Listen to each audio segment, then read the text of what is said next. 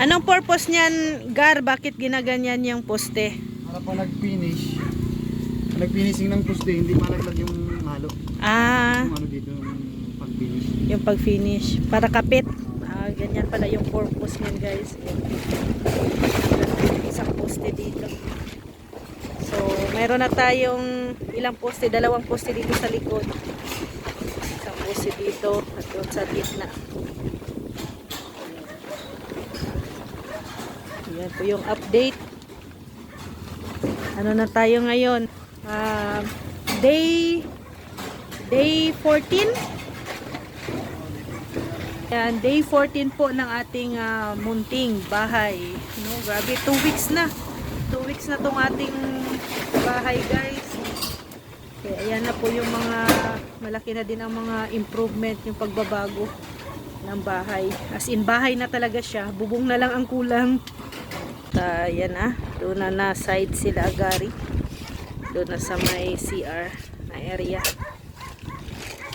Ayan, may poste na rin po dito. Ayan, nandyan na din. May poste na din sa gitna.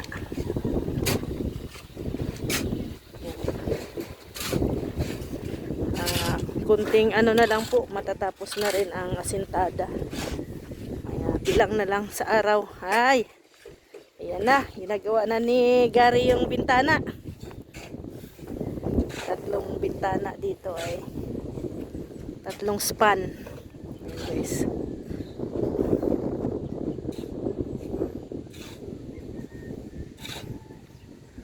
So dito na sila ngayon sa CR and kwarto area.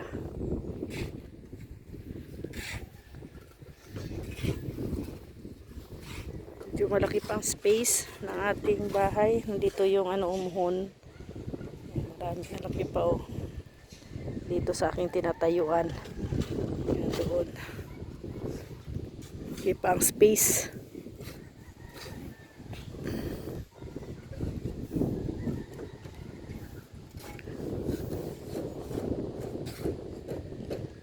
Kukulangin ba tong hollow block ngayon?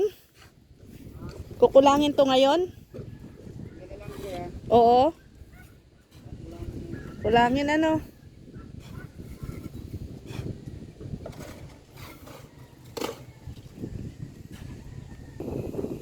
na lang yung hollow blocks na natira. So mag-order ng hollow blocks.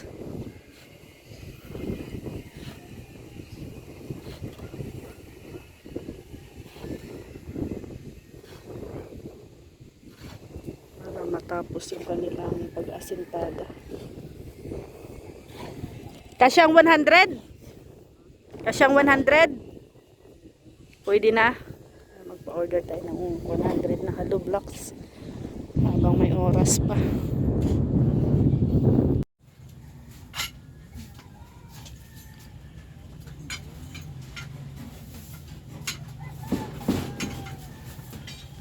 So yan na guys, ang update sa ating bintana. Yan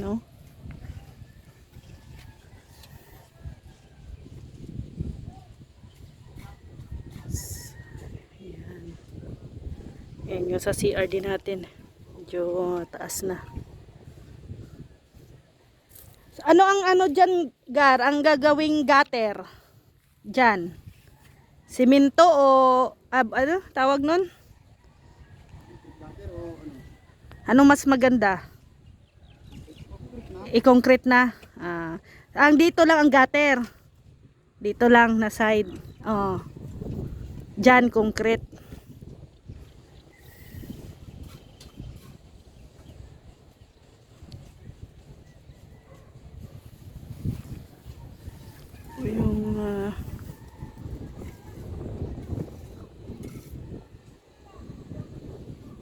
Yung unti-unti nang nakikita ang view ng ating bahay.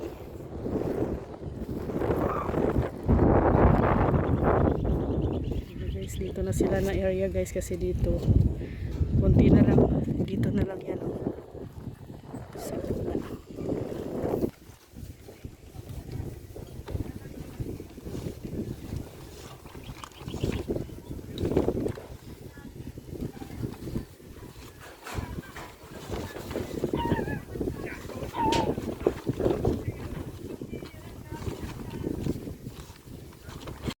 So, hello guys.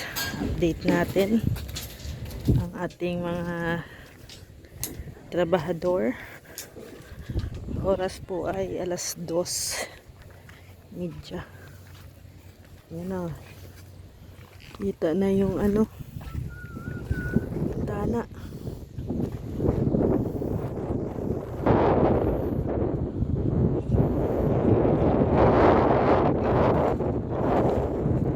Kaso lang wala kaming hollow blocks. Paubos na ang hollow blocks. Walang magde-deliver ngayon. Kasi nga po ay hindi pa na tuyo yung mga hollow blocks ngayon. Bukas at saka sa Monday pa ang deliver. So yan. Pinapaubos na lang nila yung natirang hollow blocks. Okay. Sobrang init na po ngayon. Thank you Lord. Mas okay yung ganitong mainit kaysa maulan. Pero kawawa ng ating karpintero at nababad sa init. Ayan.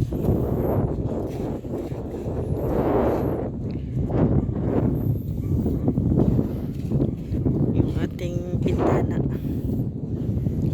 sa kwarto.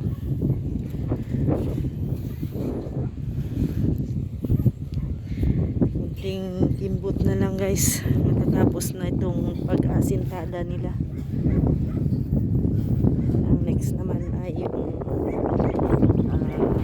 biga, tapos hiyero, bubong.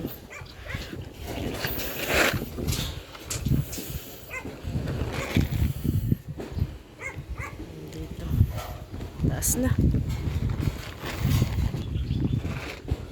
So, update tayo ngayon guys. Hapon. Ayan. Ito po yung mga nagawa po ng ating mga masisipag na karpentero. Ayan. Kunti na lang po. Magtatapos na po yung asintada. Sa Lunes po, matatapos na po yun. No? Ito po yung likod. Ay, gilid pala. Yung ating CR. Ito yung sliding door. Wala na tayong hollow blocks. Kaya medyo na at saka alas 5 na rin po. Sakto lang yung pagkatapos nila.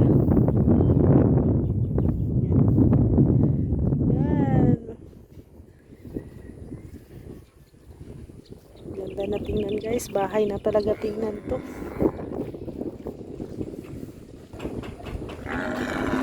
Bahay na talaga tingnan, Arno. Bahay na. Pwede na. Bahay na. Oh, dati pa lang ay skill turo-turo pa lang. Turo-turo.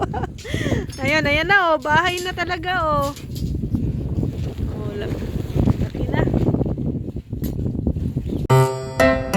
Ayan na naman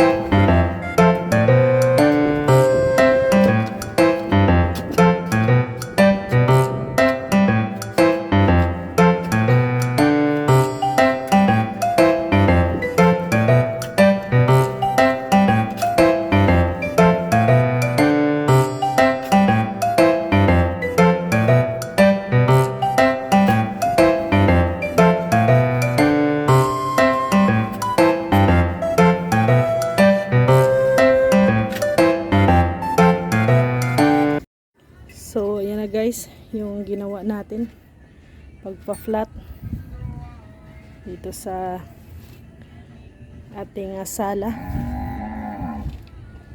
Ayan, bukas siguro babalik kami dito ni Rex Sunday. Ito naman yung aming ito yung aming gagawin. Ayan, i-ano namin yan, ikalat namin yan ni Rex. So mag-order na rin ako ng panambak dito para dito sa kwarto. Medyo marami-raming panambak to. Estimated lang mga nasa 8 kubiko. 8 kubiko ang sa lupa, sa lupa. Then bato pa, yung apple size, yung medyo malaki-laki yung bato. Bago flooring. Yan.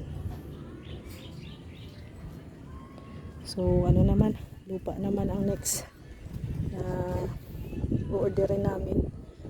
Pero bukas nagpa-order na ako ng hollow blocks para sa Monday. Tuloy-tuloy ang kanilang asintada. Matuloy-tuloy na yan hanggang dito. Then pag itong lupa panambak na naman ang aking o-orderin. So grabe, pero tuloy lang, no? So basta ako maraming salamat talaga sa mga butihing sponsors na tumutulong sa amin, lalo na kay Mami Inday Guapa na nandyan palagi, no, sa amin, nag-update ano yung mga kailangan pa, yung kulang. Maraming salamat talaga kay Mami Inday Guapa. And syempre, thank you din sa inyo, sa mga viewers na nandyan, na naka-support, nag-aabang from day 1 hanggang matapos ang aming dream house. Nandyan na nanatiling nakasupport at pinapanood ang bawat pagbabago ng aming bahay. Kaya thank you sa inyong lahat. At syempre, nagsalamat po kay Ate Ethel Bonite, kay Mami Inday Guapa, kay Ate Lolita Adante, kay Arginer, kay Ate Ate Giada, kay Ate Marie Autida, kay Ate Bing, kay Ate Leia, kay Ate Evangeline, kay Ate Josephine, kay Ate Elma, and kay Ate Virtus Woman. Maraming salamat po. At sa mga anonymous sponsors, thank you po sa mga dagdag materialis na pinapaabot po ninyo sa amin. Maraming salamat. Ako po ay lubos na nagpapasalamat sa inyong mga busilak na puso na tinutulungan niyo po kami sa aming journey dito po sa aming munting bahay. Kaya maraming salamat. At syempre po, maraming salamat din po kay Kuya Brooks, kay Kuya Val, kay Ate Edna, kay Kalingap Rab, sa buong team Kalingap na nandyan po, no? Kung wala po ang Kalingap, wala din po kaming ganito. Kaya thank you. God bless sa ating lahat. Maraming salamat. At ito na po nga, no, yung ating bahay dito sa Daid. Maraming salamat and God bless po sa ating lahat. Bye bye po.